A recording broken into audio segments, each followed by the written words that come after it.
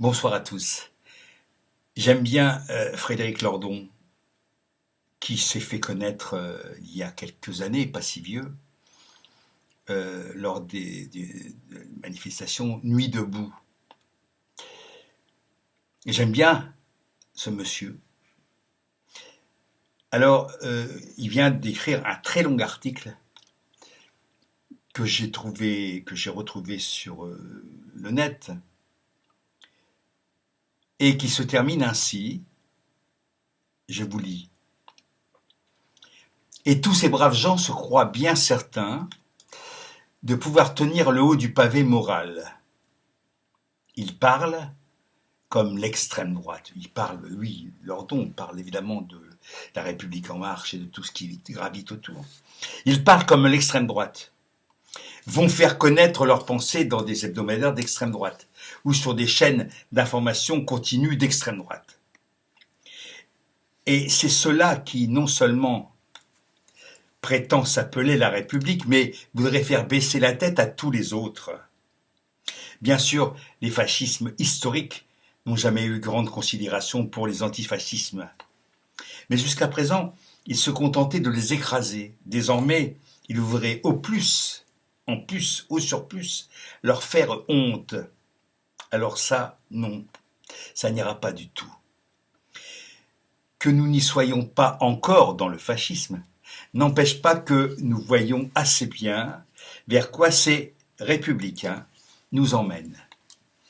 Et toutes leurs éruptations, toute leur saturation de l'espace médiatique n'empêcheront pas non plus de redresser en conséquence les distributions de la honte. La honte, 2 fois la honte, pour ceux qui liquident la République au nom de la République. Voilà. C'était Frédéric Lordon. Ça vient au bout d'un très long article, tout à fait cohérent. Enfin, Frédéric Lordon, c'est pas n'importe qui, il écrit bien, un peu trop. Il écrit un peu trop. C'est trop long. Il s'écoute un peu écrire, Lordon. Et il faudrait quand même qu'il se pose la question, à qui s'adresse-t-il? S'il s'adresse à ses pairs, PAIRS, c'est-à-dire à ses égaux intellectuels, oui, très bien, pourquoi pas. Mais s'il veut s'adresser, comme Badiou d'ailleurs, comme d'autres, aux gilets jaunes, aux gueux, comme les gilets jaunes eux-mêmes, et j'en fais partie, se définissaient dès le début,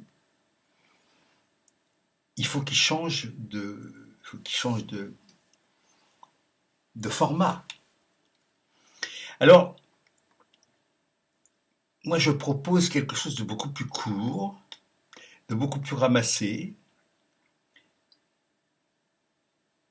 et qui tient en un petit paragraphe.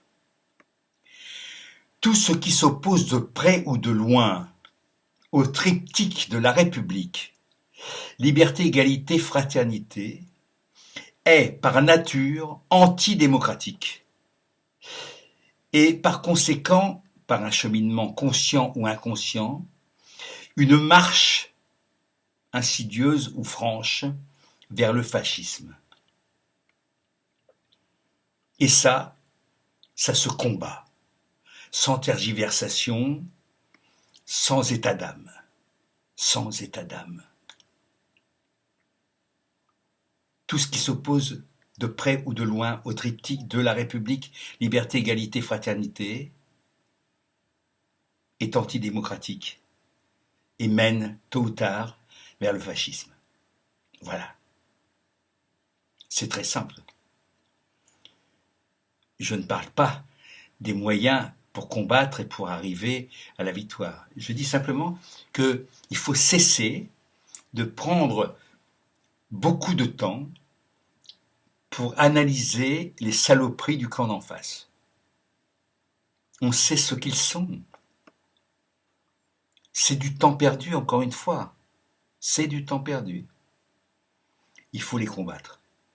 Et il faut penser à les mettre le plus tôt possible hors d'état de nuire.